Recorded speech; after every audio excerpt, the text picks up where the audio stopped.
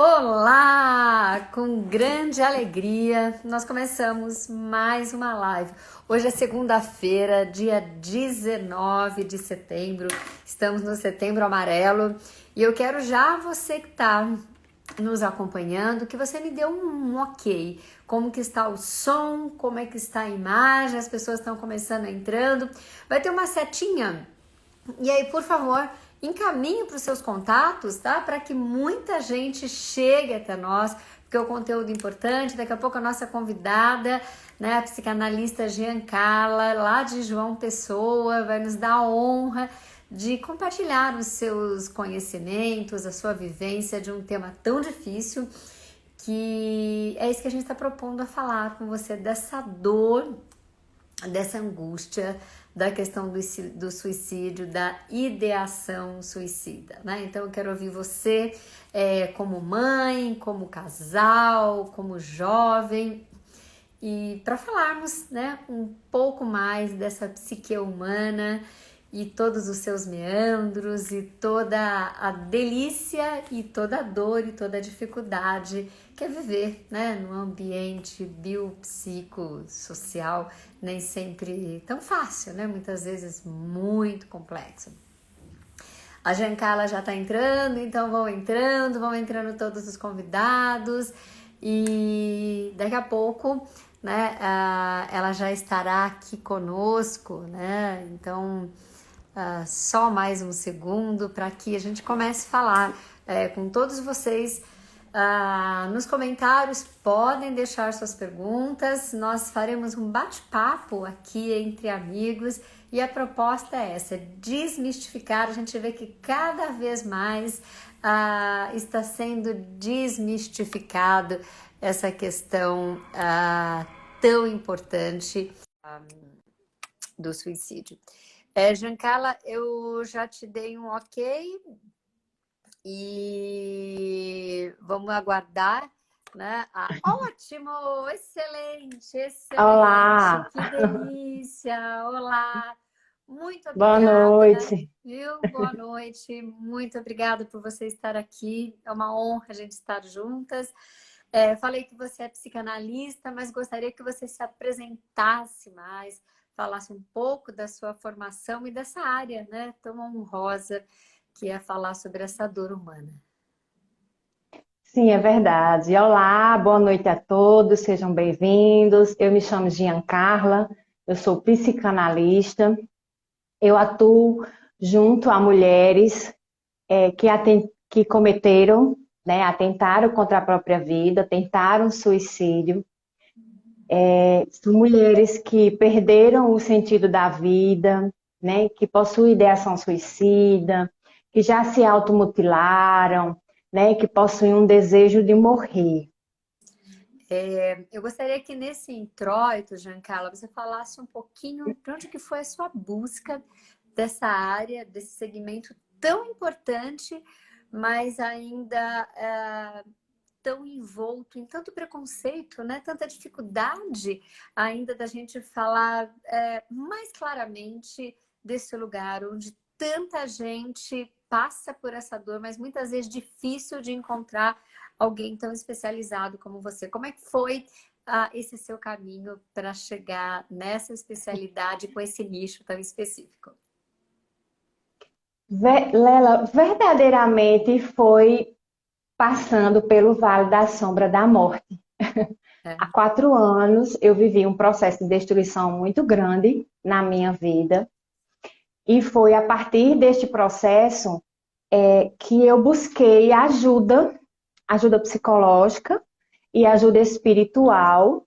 E nesse caminho, como eu precisava recomeçar, eu conheci a psicanálise. E realmente a psicanálise é uma ferramenta que proporciona autoconhecimento. E à medida que eu ia estudando, eu via o que eu estava sentindo, como eu me percebia, os meus pensamentos, o comportamento. Então, quando uma pessoa, o que é que eu posso dizer?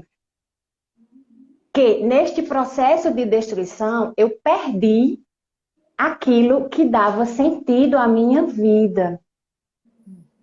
Então, eu passei por todos, como é que eu digo assim, esse processo de dor, de angústia, de desespero, de falta de esperança. Então, quando uma mulher chega para mim e fala, né, que a vida não tem sentido, que quer morrer, que, né, eu compreendo não só a partir da teoria psicanalítica, mas porque eu vivi este processo. E eu sempre falo para elas, existe o outro lado da moeda, existe a outra face. Neste momento você só conhece a dor, mas existe um caminho de volta a ser percorrido. Este caminho é uma viagem para dentro de si mesma, certo? E que te leva para uma saída. E existe sim esperança no sentido de restauração de saúde, de reconstrução do ser, bem-estar físico, bem-estar emocional, alegria, sonhos realizados. E há esperança sim. Olha que maravilhoso isso. Eu queria chamar a atenção quando você falou de mulheres, né? De um grupo de mulheres específico.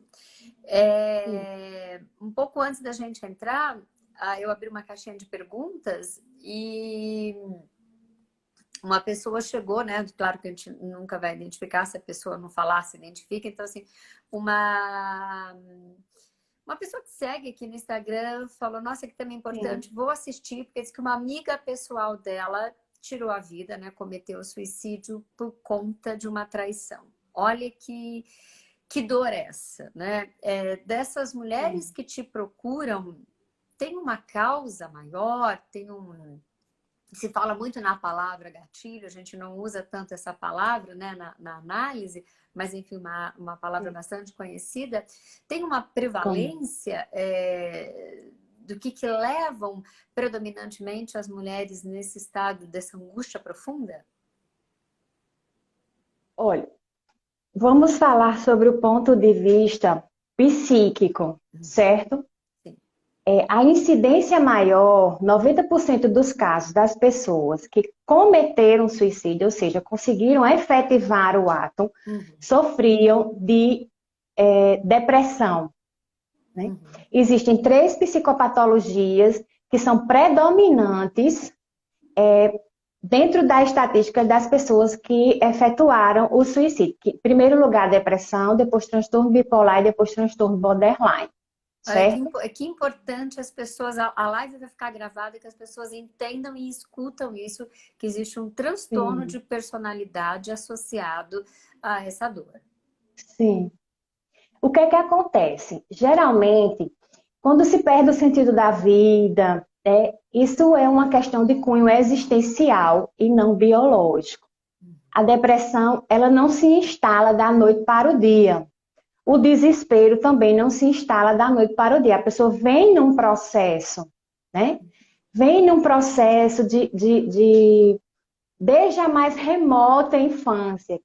O ciclo vital do ser humano é interessante que tem um teórico, um psicanalista teórico da personalidade chamado Erik Erikson, e que ele estudou o ser humano a partir de uma ótica psicossocial. E ele dividiu o processo evolutivo do ser humano em estágios, certo? Para cada estágio desse, existe uma força, que ele chama de força básica, a ser desenvolvida, e uma crise a ser superada. Então, desde que nasce, o ser humano já começa no seu processo de desenvolvimento. É isso mesmo, é desenvolver-se. Sim. Então, o que é que acontece? Durante esse ciclo vital e nesses estágios, o ser humano pode passar por perdas. Né? Freud, quando estudou a teoria dele, né, psicossexual, né, que ele vem falando em estágios. Sim. Então, o que é que acontece? O próprio parto em si já gera um trauma. Mas quando a criança nasce, o seio materno, que é essa região aqui, não apenas o mamar, o amamentar, certo? É o primeiro lugar apresentado à criança como forma de conforto e para que ela se sinta segura. Sim, Então, já é a primeira perda do útero materno, que ela está, Emily Durkheim. sim, sim, sim. Emily Durkheim era um filósofo. Aí o Sim. que que acontece? Já é o primeiro trauma, né? Uhum. Freud fala nessa questão do parto, da criança sair do útero. Ela tá lá quentinha, aquecida, tá tudo muito calmo, muito tranquilo. E o próprio trauma, perdão, o próprio parto é traumático, Sim, sim. não deixa de ser, né? Uhum. Mas o seio materno é oferecido como um lugar seguro, um lugar para se desenvolver confiança, né? A criança ela ainda não tem estrutura psíquica, porque o mundo psíquico da criança é construído a partir da mãe. A mãe é que é o solo da personalidade do filho. Uhum. Só que depois de um período vem o quê? O desmame. Quer dizer, para superar um trauma me foi oferecido um seio e agora eu vou perdê-lo. Sim. São as E agora, rupturas, né? isso. Então é a primeira perda, literalmente, né? O primeiro processo que a criança ela vai passar. E Erickson chamaria de crise, que ela terá que superar. Uhum.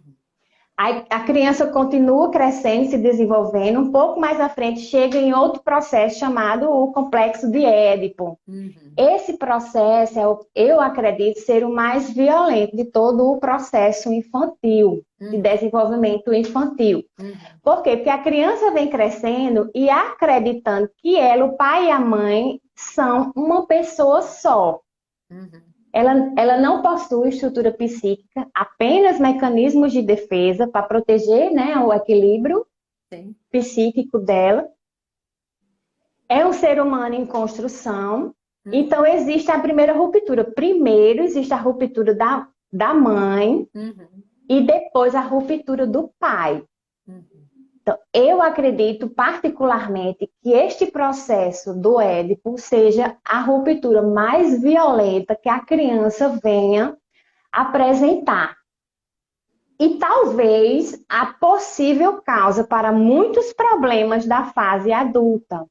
Muitos problemas de questões existenciais, como a perda do sentido da vida. Porque agora a criança compreende que ela é uma pessoa, o pai é uma pessoa e a mãe é outra pessoa.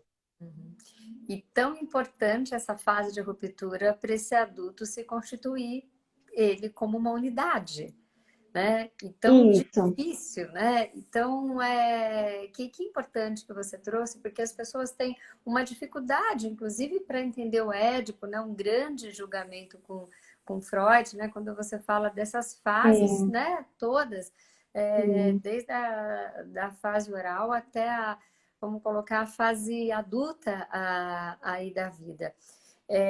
A Nise mandou uma mensagem dizendo que, né, que não aguenta mais ficar aqui, mas que nós vamos conversar bastante hoje, Nise. Depois a gente vai deixar o Sim. contato da doutora Giancarla e, né, esse é um bate-papo para a gente falar um pouco dessas dores, né? Não temos a pretensão nesse bate-papo fazer uma sessão de terapia e tirar as dores de todo mundo. Muito pelo contrário, da gente trazer muito mais à tona essas questões para que vocês tratem profundamente, né? Não é fazer de conta que não existe um problema. Sim, existe um grande problema, essas tristezas precisam ser ouvidas, porque é o único jeito de ser tratado também. Eu queria ouvir um pouquinho disso de você, Sim. Giancarla, porque eu também escuto e recebi uma das perguntas hoje que algumas mulheres têm medo de falar do assunto, sublimam, se ocupam de outras coisas, acham que vão passar com o tempo, Sim. porque tem receio de falar do assunto e algumas feridas abrirem mais ainda. Você pode falar um pouquinho disso, da sua experiência, da experiência do seu dia a dia atendendo essas mulheres? Por que ainda tanta gente com ideação suicida tem medo de encarar uma terapia? Veja só, Lela, na verdade, desde o adulto, ele vem repetindo um padrão infantil, Uhum. que é o padrão da fuga e da negação. Isso. Quando eu não quero falar sobre um assunto, eu não quero olhar para ele, eu não quero lidar com ele. Ótimo. Então, o que é que eu faço? Eu sufoco, eu reprimo. Só que existe uma instância psíquica chamada inconsciente, que é onde as dores, os conflitos, né, as emoções reprimidas, sufocadas, estão todas lá. Então, para que haja um equilíbrio psíquico, quanto mais você sufoca aquilo, mais o inconsciente vai ficar mandando, vai falar com você a partir dos sintomas. Aí é onde chega o adoecimento. Então, a insônia, o estado de alerta, o coração acelerado, tremores, terror noturno, né? Isso é uma linguagem. O que é que as pessoas fazem? Elas vão ao médico pedir um remédio. Porque o remédio, ele atua sim na química do organismo para restaurar o equilíbrio psíquico. É necessário? Sim, é necessário. Sem que a pessoa esteja equilibrada psicamente, não tem condição de fazer terapia. E Principalmente. olha importante isso que você trouxe. Queria depois que você voltar, sei que você vai completar o raciocínio, mas que você ressaltasse um pouco essa importância também, que muitas vezes as pessoas fogem da medicação e tem momentos que não tem como a gente fazer a terapia se não está devidamente, inclusive, medicada, né? Isso. O que é que acontece? Vamos falar sobre o papel e a importância do psiquiatra e do psicólogo. São duas áreas de atuações diferentes, sob o ponto de vista do olhar, certo? A psiquiatria olha para o sintoma no corpo, na parte biológica, na parte fisiológica, certo? Sim. E aqueles sintomas são enquadrados dentro de uma psicopatologia. Então, para quem tem depressão, para o psiquiatra dar um diagnóstico de depressão, tem que se estar enquadrado em todas aquelas características, certo? No caso, no psicólogo, ele conhece os sintomas emocionais, comportamentais e os padrões de pensamento. Ou seja, ele olha para o ser humano de forma subjetiva. E o psiquiatra olha para o paciente de forma objetiva a partir do biológico, certo? O biológico, ele integra sim o psicológico, ele integra sim o emocional, porque está tudo ligado aqui no cérebro. O cérebro é a casa de máquina que rege todo o organismo e possui o sistema chamado límbico, que está também no cérebro. Então, o que é que acontece? O organismo possui inteligência própria. Você não precisa dar um comando para o organismo para ele respirar. Ele funciona autonomamente. Mas ele possui um sistema nervoso. Veja o nome. Sistema nervoso. Sim. Então, o que é que acontece? Se você vem desde a infância, passando por processos de negligência, abandono, abusos, seja psicológico, sexual, violência doméstica, rejeição. Então, você já vem num momento em que você deveria estar sendo acolhido, né? Como é que eu digo assim? Num momento em que, como criança, você não tem estrutura psíquica, por isso que o ser humano entra na Terra sob a responsabilidade de um pai e de uma mãe. Sim. Porque ele só existe porque houve um encontro de um pai e uma mãe. Sim. Então, o que é que acontece? Muitas vezes, os principais responsáveis pelo adoecimento são os pais. Sim. Infelizmente. Mas, aí o que é que acontece? As questões da infância não podem ser resolvidas na infância.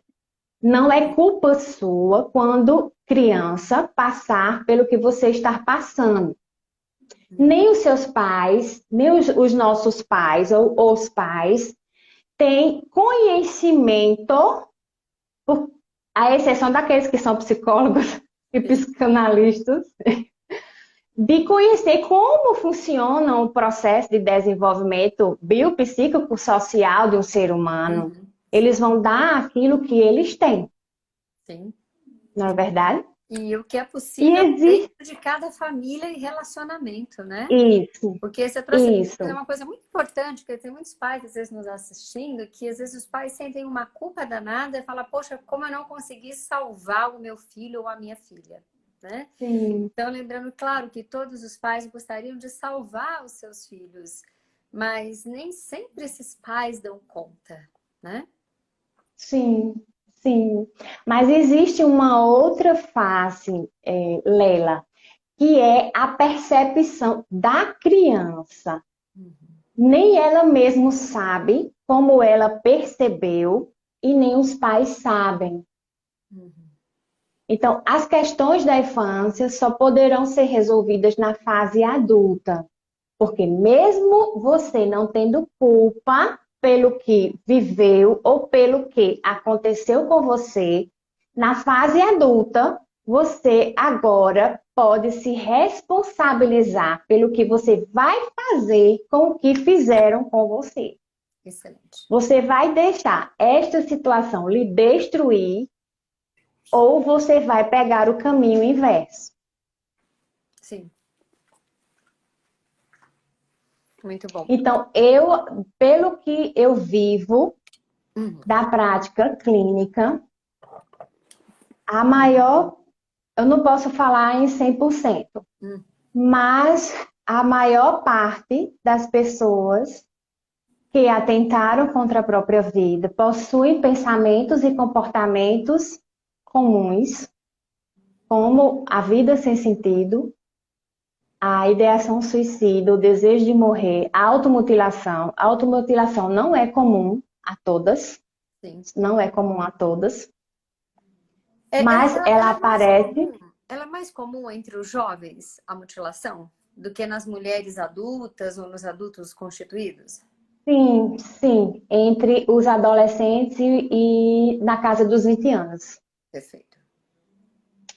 A automutilação é mais comum. Tem alguma coisa que você vê na prática? O que que leva esses jovens a se mutilarem? Eles trazem uma fala dessa mutilação? Olha, eu já fiz algumas perguntas. A maioria se automutila para diminuir o nível de angústia. Uhum. Outras se automutilam para se castigar. Olha. E Uhum. interessante que as pessoas que possuem a ideação suicida, Uhum. elas possuem uma estrutura psíquica chamada superego muito desenvolvida. Isso é, Essa estrutura isso psíquica é bastante falada por interessante. Freud, Sim. falada por Freud, Uhum. Melanie Klein, ela visualizou quando ela estudava as crianças Uhum. que existe o superego tirano, que é o que primeiro se desenvolve, e o superego, seu oposto, que é o benevolente. Mas o que predomina na infância é o tirano. Sim. E E a o gente tem visto superego, isso tanto na prática hoje em dia, né, Giancarla? sim. Né? Das crianças. Aí o que é que acontece? O superego, ele pode se apresentar comportamentalmente de duas formas. As pessoas que se automutilam, elas direcionam a agressividade para si mesmas. Uhum. Então, elas se sentem. O superego não seria um instinto. O Então, instinto gosto. é natural. Uhum.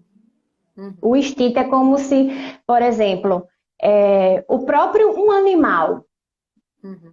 quando ele toma um susto ou quando ele reage, aquilo ali é instintivamente, é Uhum. instintivo. Uhum. O superego não. O superego é uma instância que nasce depois do complexo de Édipo, como Freud diz que o superego é o herdeiro, Sim. o Das... herdeiro do complexo de Édipo. Sim. certo? E qual é o objetivo dele? O objetivo é como se ele fosse um juiz. Uhum. Na verdade, era para ele surgir como um justo juiz. Isso. Mas ele nasce como um carrasco, como um opressor. Uhum. Então, é essa voz, e ele se utiliza Sim. da culpa, E a culpa é o que para agir aprisiona mais ainda, né? O que oprime mais ainda, e né? que dá mais força para ele agir. E o outro superego, que é que ele direciona a agressividade para o outro. Então, acredito que pessoas que cometem bullying, racismo, esses atos extremistas, têm um superego tirano, um superego muito desenvolvido, por ela ser uma instância inconsciente, certo? Como Freud mostra. Freud mostra que o nosso consciente é apenas a pontinha de um iceberg, Uhum. porque a parte maior do iceberg está submersa. Uhum. E o nosso inconsciente, que são todas as construções que vêm desde o útero nascer, está tudo lá. Uhum. Mas nós não temos consciência. Uhum. Poderia dizer que o superego seria o conjunto de nossas deficiências mentais? Não. Não, não se trata de deficiência mental.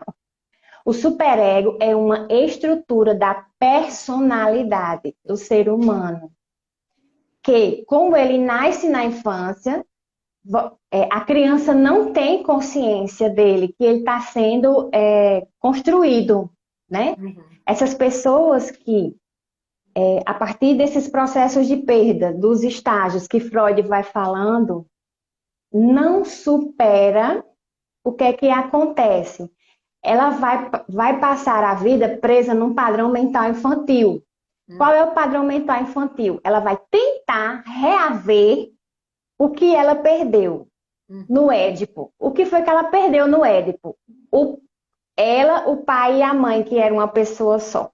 Uhum. Ela vai tentar reaver isso. Então, ela vai sublimar, como você falou. Ela vai transferir para outra pessoa. Possa ser para um paquera, como é que eu digo? Pode ser para um trabalho, Isso. né? As pessoas que são muito workaholics, Isso. né? É muito excesso, né? Um excesso sempre denota uma falta, porque são dois polos opostos. Uhum. Um tem muito e o outro falta. Desloca, né? Isso. Poxa, é tão importante isso. O Charles, isso não tem nada a ver com deficiência mental. Deficiência mental é uma outra questão. A doutora Giancarla está explicando desses mecanismos mentais que quem tem deficiência mental não tem, né? Todo mundo tem id, ego, superego, né? Sim. Enfim, mas eu achei muito importante você trazer isso, porque todo mundo acha que tem aquelas coisas todas, até que hoje em dia é senso comum, que ai, vai se ocupar, né? Ou é falta de Deus, ou é falta do que se fazer, banalizando esse sofrimento da alma, né? Eu queria que Isso. você, dentro dessa explicação toda técnica que você trouxe, né, trazer, né, nessa linguagem que você está trazendo, que as pessoas entendessem que ninguém escolhe ter uma ideação suicida. Ninguém acorda e fala, então, hoje eu não quero mais viver. Mas que isso é um processo contínuo Isso. né, dentro dessa fala, quando você falou dos pais, como que nós pais, né, ou avós, que muitas vezes os avós cuidam, às vezes os professores, poderiam ter essa atenção e esse olhar para esse jovem, esse adolescente, esse colega de trabalho, e estejam nesse sofrimento psíquico. Veja só, Lela. Fazendo um recorte com a adolescência, Uhum. a adolescência é um período de transição, um período de preparação da infância para a fase adulta. Uhum. E é um período assim em que o adolescente ele está buscando a identidade dele. Uhum. não só do ponto de vista existencial, grupal, mas do ponto de vista do desenvolvimento neurológico. Por quê? Porque começa uma mudança. Quando se chega na puberdade, o cérebro ele emite comandos e os hormônios sexuais entram em ação. Como a nossa mente, as nossas emoções estão conectadas com o nosso corpo a partir do cérebro, então toda alteração química no cérebro vai refletir nas emoções também. E se eu não estou me sentindo bem, eu estou triste, mas eu não sei porque eu estou triste, aí interfere nos pensamentos. Mas como eu falei para você, para a pessoa chegar no desejo de morrer e pensar em como vai fazer isso, existe todo um processo, certo? Geralmente, como psicanalista, eu olho para a infância a partir de quê? A partir dos comportamentos e da forma como ela se percebe. Então, ela me direciona para que perda ela não superou. Excelente. Aí o que é que acontece? Existe também o contexto de vida, o ambiente familiar. Geralmente, as pessoas que possuem desejo de morrer tinham um ambiente familiar muito difícil.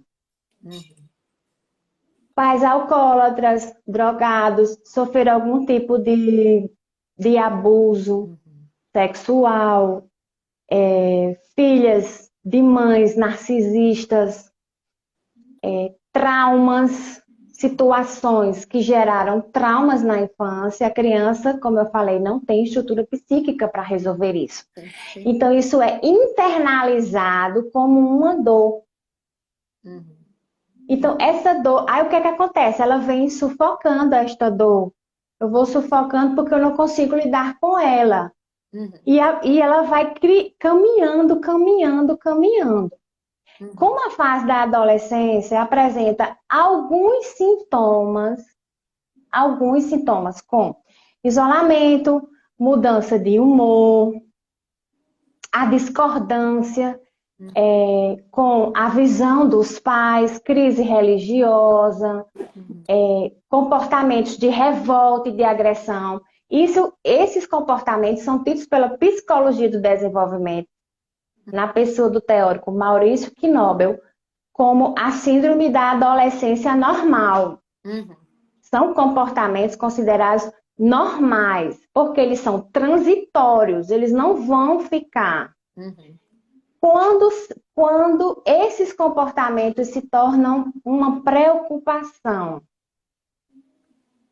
quando o adolescente começa a apresentar sintomas biológicos. A ansiedade hoje é predominante. Sintomas de ansiedade hoje, falta de ar, dificuldade para adormecer, quando vai dormir, estado de alerta. Há pouco tempo perdemos o conhecido jovem, onde sua família é bem estruturada. Quem foi que falou isso? Charlitos, veja só. Você olha para esta família e vê esta família como bem estruturada. Mas como este jovem percebia esta família, como as situações que ele viveu, como ele percebeu, como ele não está mais entre nós nunca saberemos. Por isso que o meu trabalho é justamente com as pessoas que tentaram e não conheceram, para eu tentar compreender que motivo foi, o que desencadeou esse processo. E esse processo não aconteceu da noite para o dia. O desespero não bate na sua porta da noite para o dia. Quando uma pessoa chega na beira do precipício, ela já perdeu a esperança, a fé, a vida dela já não tem sentido, que eu acredito pessoalmente que essa é a raiz, a causa. Uhum. Então, se atentar às falas, ao comportamento, pedir ajuda, né? Eu atendi uma criança de 11 anos de idade que se automutilou e que queria morrer. E ela passou 3 sessões só chorando. Só chorando. Porque o choro, ela é uma linguagem. Uhum. É uma dor que ela não sabia de onde. Uhum. Ela não compreendia. E para tratar uma pessoa que atentou contra a própria vida, a partir da terapia analítica, primeiro ela precisa ter o equilíbrio psíquico restaurado. Sim, sim. E o ponto de partida é o esvaziamento da dor. Sim. Tem que colocar aquela dor. Olha, ele estava depressivo. Uhum. Sim. O que acontece? Isso é uma visão muito da sociedade e eu espero de que de alguma forma eu possa contribuir para que isso mude.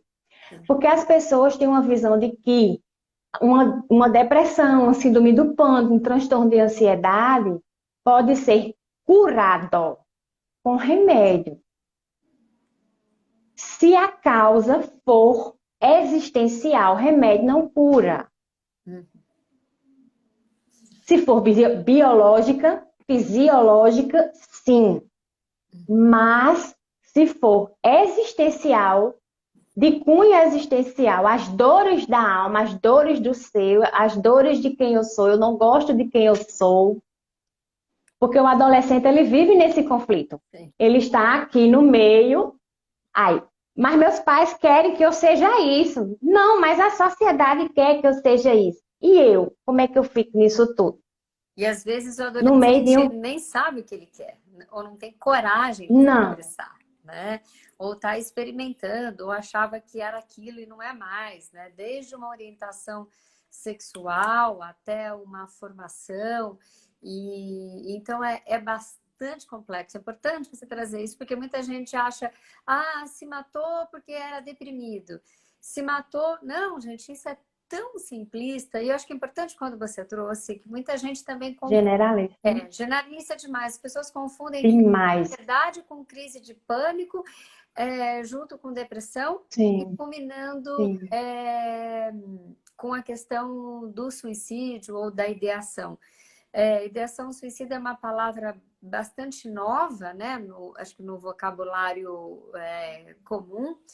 E que importante você trazer isso. Muitos pais não entendem. Eu não atendo criança, mas eu atendo alguns adolescentes. Geralmente vem por uma questão sexual e às vezes os pais não entendem quando esse adolescente chora, chora, chora, chora e não consegue verbalizar. É quase que o choro seja a própria palavra falada. Sim, a própria A linguagem. própria linguagem, isso. E É. tem pais que falam, não, mas os filhos não falam, só choram. E quando a gente fala, deixa chorar, é importante Sim. esvaziar. E quando a gente fica atento, a gente vê tipos de choro. E como esse tipo de choro também evolui. Né? A primeira vez que a pessoa chora no consultório, geralmente quando os processos começam, as pessoas trazem mais choro no início, né? E depois vão no decorrer da sessão do processo e integrando, mas tem pessoas que acham que por estarem chorando muito no início das sessões é que estão piorando. E a gente fala, não, aí que tá bom, não desista, né? É É o importante, contrário. né? Por isso que nas nossas salas tem sempre muito lenço de papel, que aí eu falo, aqui é o lugar de Sim. chorar, né? Que pode chorar, que não tem nada de errado de chorar. Eu gostaria que você trouxesse um pouco disso, e inclusive você falou que trabalha com mulheres, mas você atende às vezes homens, como que é isso também, Giancarla? Interessante, as maiores taxas de efetivação do suicídio são masculinas. Sim. E nas mulheres são as maiores taxas de tentar e não conseguir. Sim. Então, fica difícil Sim. ajudar um homem que não procura ajuda, É, porque quando dá ele tempo, né? idealiza, ele efetua, Sim. ele consegue, infelizmente, ele consegue concluir. Uhum. Mas o que é que acontece? Só concluindo a questão dos pais que você me perguntou, quando eu falei assim, que eu chamei a responsabilidade da criança na infância para os pais, Uhum. certo? Eu estou falando sobre o ponto de vista de que o que é que acontece muito hoje? Filhos abandonados dentro de casa, entregue às babás eletrônicas chamadas TikTok, YouTuber Sim. e por aí afora. Então, os pais estão perdendo os filhos dentro de casa, né? Às vezes, eles querem compensar financeiramente, onde na realidade o que uma criança precisa é apenas do colo e do amor e do amparo da mãe e do pai. Unicamente. Porque é no amor que se constrói segurança, é no amor que se constrói fortaleza. Uma criança segura, né, para o mundo. É no amor de pai e da mãe que é construído a base, o solo que se vai caminhar toda a vida. As relações que você vai ter quando começar a socialização da criança, a adolescência, na fase adulta, no trabalho. Então, isso é de graça. Amor se dá, não se vende, nem se cobra. É. Eu acho Isso é tão importantíssimo. importante você E trazer isso, mas eu queria pegar um gancho aí para falar com sim, no colo da madrasta. os pais em crise e os pais separados. Olha, é uma situação difícil, por quê? Porque o conflito entre marido e mulher, se não for resolvido separando a criança, gera um ambiente estressor. Uhum. Gera um ambiente de estressor. Dependendo da idade, como que essa criança vai perceber aquele conflito, como se ela fosse culpada ou responsável pelo que se está acontecendo com o pai e com a mãe. Uhum. Uhum. Então, ela não vai se sentir amada, ela vai se sentir rejeitada, né? Ela vai sempre, pode levar a partir desta situação para caminhos, dependendo de se tiver um superego muito desenvolvido, caminhos de automutilação, sim. Uhum. E não sei se cabe, Giancarlo, o momento que couber essa fala, porque eu escuto isso no consultório, muitas vezes da queixa da mãe dos pais que competem com os filhos, filho ou filha, pela mãe. Então, assim, pais imaturos, pais que de repente foram rejeitados, que aí, por mais que digam que amem os filhos, é como se fosse, em vez do pai proteger a criança, o pai compete com os filhos pelo amor daquela mãe. É bem edipiano, é bem edipiano e eu vou explicar. Sim. Deixa eu ver só a escrita aqui do Anderson. Eu tenho dificuldade de chorar, coloco na escrita a minha vontade de suicídio. Na minha infância eu sofri abuso e na pandemia, opa, eu perdi a minha mãe, minha irmã para o Covid. Eu tenho 36 anos. Anderson. Anderson, a escrita também é uma forma de linguagem. E se você der voz, o que é der voz? Se você expressar o que você está sentindo na escrita, existe a possibilidade de esvaziamento da sua dor, certo? Aqui você colocou que na sua infância você sofreu um abuso. Um abuso, ele é uma violência, não apenas física, mas psíquica. Por quê? Porque a criança, como eu já falei e eu repito, ela não possui entendimento daquilo, porque ela está numa fase da vida em que a imaginação, a fantasia, a criatividade, a liberdade, o sonhar é o que está em evidência. Uhum, E os pais, e ela se sente segura nesse mundo porque ela tem um pai e a mãe. uhum, E uma criança que sofre um abuso sexual, ela não sabe o que aquilo naquele momento significava, mas é como se existisse uma programação mesmo no corpo que uhum, identifica que não é a hora disto. Ela não tem hormônio, ela não tem corpo, ela não tem estrutura física, ela não tem estrutura psíquica para suportar este tipo de acontecimento. uhum. Então, se você possui, eu não sei se você tem diagnóstico, algum diagnóstico emitido por um psiquiatra, tá? E só quem pode emitir diagnósticos de psicopatologias são psiquiatras. Uhum. Ou se você passar por uma avaliação psicológica chamada psicodiagnóstico, Uhum, aí sim, um psicólogo pode sim fazer. Mas um psicólogo não pode te receitar remédio. uhum, O que eu posso te dizer é, eu compreendo a sua vontade de morrer, eu compreendo que este abuso te violou, violou não só o seu corpo, mas a sua mente, a sua alma, o que Jung chama de psique, né? Ele chama a alma de psique, mas existe um caminho de saída, viu, Anderson? Existe um processo, sim, primeiro de esvaziar esta dor, para termos condições de olhar para a dor, de olhar para a situação que causou a dor e compreendê-la. Mas você só conseguirá fazer isso depois que você se esvaziar da dor. é isso. Porque em contato com a dor e sufocando cada vez mais fragilizada a pessoa fica.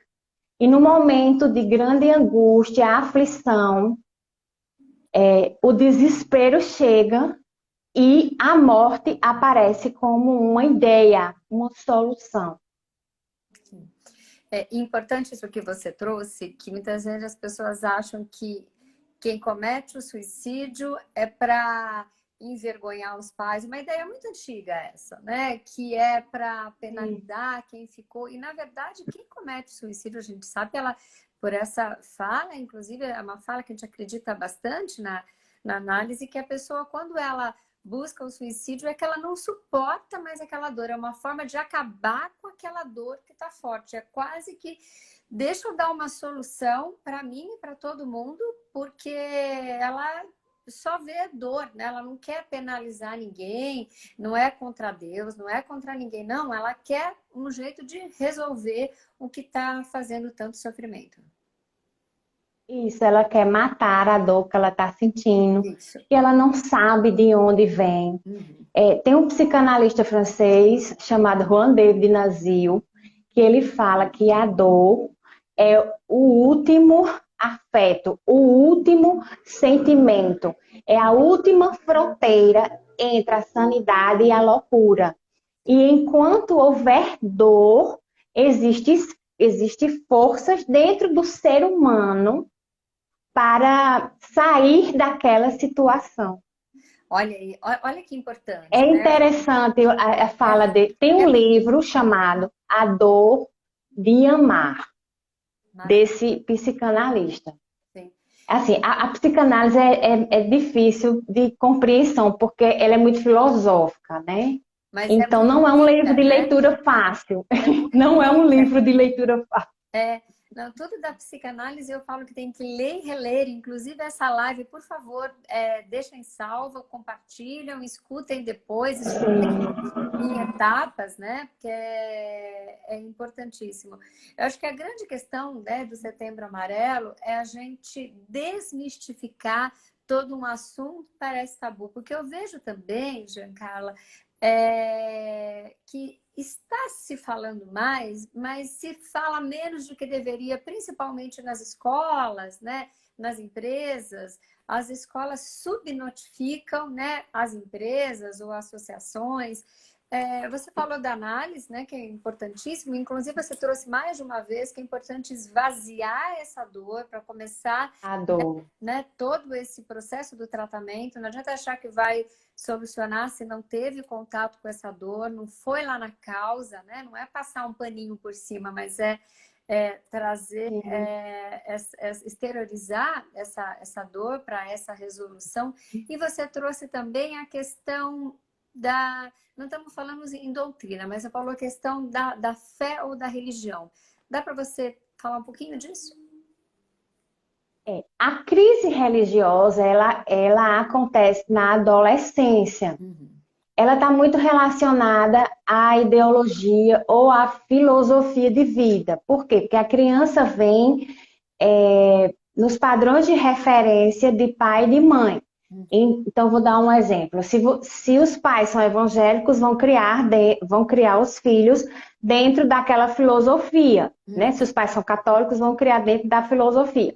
Quando se chega na adolescência, começa-se a construção de si mesmo e a pergunta: eu acredito nisso? Eu tenho que seguir isso? Né? Acredito que isso aconteça principalmente por conta do desligamento. Isso é uma questão cerebral também, porque o cérebro se desenvolve até os 21 anos e amadurece até os 25. Então, da adolescência, né, que é considerada adolescência, a partir dos 12 anos, até os 25 anos de idade, o cérebro vai desvinculando a dependência emocional infantil do pai e da mãe. Para que aquele ser, né, o adolescente, ele vá se construindo a partir do momento em que ele vai se conhecendo. E o outro, como diz Lacan, é espelho. Por isso que o grupo entra muito forte como referência para o adolescente. Né? Aquela questão do conflito. Eu estou aqui no meio e os meus pais querem que eu faça isso, mas o grupo que eu me identifico pensa de outra forma, acredita de outra forma. E ele fica naquele conflito. Por quê? Como é um processo, a adolescência é um processo de transição, né? Ainda tem aqueles padrões da criança, de buscar a aceitação dos pais, de se comportar de uma forma que agrada os pais. Vai fazer isso também buscando a aceitação do grupo, para poder ser recebido por eles. Então, não é um processo fácil. Ser adolescente não é um processo fácil, passar pela adolescência. É muita confusão, é muito conflito, não só emocional, não só em termos de quem eu sou ou o que eu quero ser, como também a questão das alterações e a ação dos hormônios sexuais no organismo. Porque a partir deste momento, o corpo vai mudando do infantil para um corpo que vai se preparar para a procriação, para o sexo. Deixa eu só... Ok? Você estava falando sobre o complexo de Édipo e acabou vindo uma pergunta do Anderson. Queria ver para você trazer. Sim, esse comportamento em homens, né, de competir com o filho, o que é que acontece? É bem reflexo da fase edipiana, certo? O que é que acontece? Deixa eu ver se eu consigo... Opa! Ia derrubando. Não tem problema. O que é que acontece no Édipo? A mãe... Assim, o Édipo no menino acontece de forma diferente do Édipo na menina. Sim. O Édipo no menino vamos dizer assim, é direto. Vai direto para a mãe como objeto. Eu vou usar essa palavra objeto porque é usado na psicanálise, mas eu vou tentar, assim, trazer. Deixa eu ver se eu acho um sinônimo para ficar de mais fácil compreensão. Mas eu acho que pode colocar. Pronto, objeto de amor e objeto de desejo. O que é isso? A criança, quando ela sai da barriga, que ela vem para o seio materno, o peito, no momento da amamentação, é um objeto Sim. daquela criança. Ela interioriza, simboliza como um objeto, porque ela está pegando, Sim. certo? Então, à medida que ela vai experienciando o contato com aquela mãe, ela vai conhecendo o amor. E ela vai interiorizando o amor na forma que ela compreendeu, certo? Sim. Então, a mãe é o mundo não só da filha, como do filho. É tanto o objeto de desejo quanto o objeto de amor. E também entende que ela, como filho, também é objeto de amor desta mãe. Sim. E objeto de desejo no sentido de que a mãe desejava gerar aquele filho e ter aquele filho. Sim. Não do ponto de vista sexual, certo? Sim. Sim. Então a criança leva isso para o Édipo. Por quê? À medida que ela vai crescendo, ela assimila o pai também como objeto de desejo, como objeto de amor. Então, quando chega no Édipo, o que é que acontece? O menino começa a rivalizar com o pai, porque quer a mãe só para ele, não quer dividir a mãe com ninguém, porque a mãe é objeto de desejo e objeto de amor. E o meu menino, eu tenho um filho mais novo, quando ele era pequeno, ele dizia assim, mamãe minha, mamãe minha. Se alguma criança, com 3 anos, se alguma criança chegasse perto de mim, no parquinho, ele já saía empurrando e dizia, mamãe minha. Pronto, isso aí era o Édipo purinho. Sim. Mamãe é minha e eu não compartilho mamãe com ninguém, nem com o papai. Sim. Só que num processo natural, que é onde o que Freud chama de castração, que é castração? Castração é o impor o limite. E essa castração, ela acontece de forma psíquica. Por quê? Porque se isso não acontecer, a criança vai crescer, se desenvolver e vai caminhar para um incesto. Vai querer se relacionar sexualmente, sim, com a mãe. Eu não sei se você tomou conhecimento de um caso na África de uma mãe que se relacionava amorosamente e sexualmente com um filho de 18 anos. Tem muito... Isso daí foi um Édipo não resolvido. Patológico, né? Sim. Sim, patológico. Porque o Édipo não foi resolvido. Porque é uma ruptura no sentido de impor um limite. Como se dissesse assim, nesse processo a criança já internalizou o que era o amor.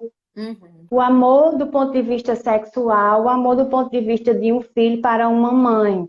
Então, daqui para frente, nós vamos quebrar, a referência já fica dentro de nós, mas vai haver a separação do pai e da mãe.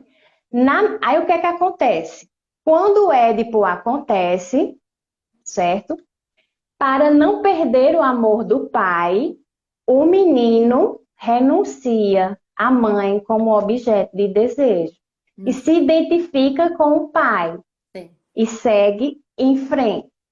Na menina, o processo é duplo. Para chegar no pai, a menina passa pela mãe primeiro.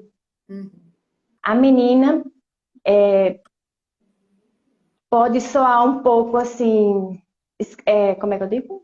Chocante ou escandaloso, mas a criança ela não olha para a mãe e para o pai com a malícia que um adulto olharia. Não tem... Precisamos deixar isso claro. Isso, não tem o erotismo, exatamente. Então, ela olha para a mãe como objeto de desejo, como objeto de amor. E primeiro, ela tem que renunciar à mãe, aí desloca o sentimento para o pai. Por quê? porque o pai é o objeto de desejo da mãe. Já que eu não posso ter a minha mãe, eu posso ter o meu pai. Aí ela rivaliza com a mãe, querendo ocupar o lugar da mãe. Uhum. Aí o pai chega com a palavra do não. Não. E um Édipo resolvido, ela renuncia o amor do pai para não perder, ou ela renuncia o pai para não perder o amor do pai, se identifica com ele e as referências masculinas que vão levar a mulher para o mundo profissional são assimiladas dele. Olha que importante isso que você trouxe, dentro de uma visão psicanalista, que a gente escuta e sabe que também tem bases, claro, né? Porque Bert também foi aluno de alguma coisa, de alguma forma de Freud. Falando essa sua última frase, a partir daí, até a questão do pai trazer essa menina para o mundo profissional, né? Trazendo para o Isso. mundo relacional. Para o mercado de trabalho. Exatamente. E Características profissionais. muitas vezes dentro desse contexto, quando a gente encontra muitas vezes essa mulher que fala não dou certo em lugar nenhum, tem uma dificuldade muitas vezes lá atrás com o pai, e dentro desse emaranhado todo, eu queria, né, que você acabasse de completar a frase, mas quão importante é esse entendimento, inclusive quando a pessoa separa, mas depois da separação, então assim, tem os filhos de um, os filhos do outro, assume uma nova relação, mas não dá limites, pelo contrário, parece que depois da separação, esse pai às vezes tem uma namorada, mas coloca os filhos ou a filha com mais poder do que a namorada ou a atual mulher. Essa questão toda é o que eu tenho visto, estou te trazendo essa questão toda, e a gente está falando, né, da ideação suicida, de como essa não constituição, né? Eu falo que o ser humano ele demora tanto para se constituir, o processo analítico, para essa terapia é tão importante, que eu vejo isso muito na terapia dos casais, que às vezes esses segundos ou terceiros casamentos trazem esse mesmo recorte desse pai que não deu a ruptura, pelo contrário, parece que retrocede com Alimenta. alimenta, exatamente. E vejo muito mais, às vezes, desse pai com essa filha do que, às vezes, dessa mãe com o filho. Mas me veio também uma questão prática que eu vejo no consultório, Giancarla, algumas mães, e isso me preocupa bastante, porque eu atendo vários homens, não com a questão da ideação suicida, mas procuram na análise Casais, né? homens Que bom. que têm sofrido numa relação muito abusiva da mulher, que se fala pouco, né? Fala muito do abuso da mulher contra o homem, mas tenho visto muitos homens sofrendo, que muitas vezes não separam, não dão conta da separação e vivem um ambiente hostil com a mulher e com filhos pequenos. Eu queria que você falasse um pouquinho como psicanalista do dano desse lugar para essas crianças e para esses adolescentes, né, com a preocupação de uma ideação suicida futura. Veja só, Lela, a gente precisa analisar caso a caso, certo? Eu vou falar assim vou pegar o caminho oposto. Qual seria o ideal para evitar o dano? Né? Porque eu não posso, eu preciso tomar conhecimento da situação e do contexto, né? Eu não posso dizer que é isto, eu não posso afirmar. Sim. Né? Pode ser várias coisas, estes comportamentos infantis. Pode ser, como você falou, de um pai rivalizando com um filho. Na verdade, o comportamento aí é um Édipo não vivido por este pai, certo? Que talvez tenha colocado na esposa Uhum. o amor que não viveu com a mãe Uhum. Sim. e que não quer perdê-la como objeto de amor, porque uma criança, um bebê, principalmente a primeira infância, requer muita atenção da mãe, Sim. né? Sim. E realmente o relacionamento marido e mulher dá, não vou dizer que dá uma balançada, mas aquelas rotinas, né? Os encontros, só existe eu e você, só o nós, um para o outro. Isso é quebrado. Uhum. Sim. Essa rotina ela é quebrada. Mas o que pode acontecer? Uma reorganização, Uhum. porque a mulher não fez essa criança sozinha. Ele também é filho dele, ele também tem Uhum. responsabilidade. Então, Uhum. realmente, na fase oral, né, na fase inicial, vamos dizer assim, na primeira fase da infância, que requer muita atenção da mãe, Uhum. né, pode acontecer isso. Mas também existe um fenômeno que acontece com o pai, né, que é o contato com a criança, de sentir aquele cheirinho de bebê, que parece que bebê tem um cheiro único, que Maravilhoso. ninguém consegue replicar. É. Perfumaria do Brasil nem do mundo consegue replicar, vai criando laços, Uhum. vai criando laços, vínculos do pai com aquela criança, e a criança também vai identificando o cheiro, a temperatura corporal, a forma como segura, a fala, e ela vai internalizando tudo isso. Sim. E essa falta, tanto desse afeto e deste cuidado materno, quanto do paterno, Uhum. age muito negativamente no desenvolvimento psíquico da criança, sim. Uhum. No caso de pais separados, eu sei que a maioria dos casais que se separam é sempre um processo muito doloroso, muito desgastante. Uhum. O que seria interessante era manter os filhos fora. Sem dúvida. Manter os filhos fora Uhum. e comunicar, ser claro. Ser Uhum. claro, olha, eu e sua mãe estamos nos separando, mas você não deixa de ser filho, Uhum. né? O que acontece também muito nesses casos, nesse caos de uma separação turbulenta, a falta de maturidade de um ou dos dois, Uhum. né? Onde um usa o filho para atacar o Sem outro. dúvida. E essa criança está no meio desse bombardeio. Uhum. E não temos como saber como ela está internalizando isso, a não ser dentro de um processo terapêutico. Sim. E a separação dos pais pode ser entendida como uma perda, uma ruptura para essa criança, principalmente numa fase em que ela ainda se vê um com eles. Sim. É como o Édipo é processar, internalizado pela criança, como se ela estivesse perdendo uma parte dela. Uhum. Sim. Porque ela compreende que ela, o pai e a mãe são uma pessoa só. Se meu pai está saindo de casa, eu estou perdendo uma parte de mim. Uhum. E o que seria interessante numa separação?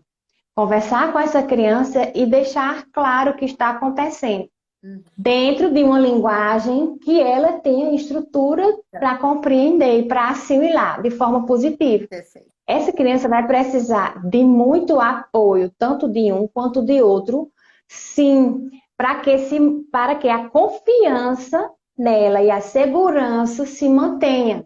Sim. Se mantenha. E é difícil, sim, criar filhos quando um dos pais não tem estrutura emocional, tem alguma psicopatologia, algum transtorno, ou a imaturidade também, emocional. Quanta coisa, Influencia, né? sim, muitas coisas, são muitas coisas. Tá. Eu quero te agradecer demais, porque esse assunto ele é infinito, né? Ele é fascinante. Nós vamos marcar outras vezes, mas eu gostaria muito que você deixasse uma mensagem final ou uma consideração que é longe de ser conclusiva, né? E claro, depois todos os seus contatos, porque é uma jornada, né? Eu falo que é uma Sim, jornada pela vida. sim, isso. Ser humano é entrar na estrada da vida e aprender a se construir, mas ter consciência de que passará por processos de perdas que causarão destruição. Mas que isto não é a morte. Pelo contrário, existe a possibilidade, sim, de se reconstruir. Nós estamos aqui para cair, para fracassar, para errar. A vida não é 100% alegria, a vida não é 100% sucesso. Nós estamos sendo construídos e o fracasso, ele ensina mais, ele molda mais o caráter do que a bonança, a riqueza. Não estou fazendo Sim, apologia, sim. estou falando Nós no ponto de precisamos vista sair desse lugar que o mundo é um bel prazer o tempo todo, né? Eu acho que é importante falar isso. que as dores estão aí e que elas são reais e que estão mais próximas, né? E fazem parte também do nosso cotidiano. Sim, e a dor, ela não vem para matar. Uhum. Se algo foi destruído em você, é um momento da gente olhar para a dor e prestar atenção no que ela veio nos ensinar. Mas qual é o padrão da criança a partir da perda? É de tentar reaver o objeto perdido e não de superá-lo. Uhum. Os processos de perda e rupturas que acontecem na infância precisam ser entendidos como um processo de luto. Uhum. Você perdeu, aquilo lhe causou uma morte psíquica, então vai chorar, vai sentir dor, vai negar, vai negociar, vai tentar reaver, não vai conseguir, a tristeza virá. Uhum. Dependendo do nível de negação, você fica preso lá. Só existe uma saída para o luto, a aceitação. Pronto.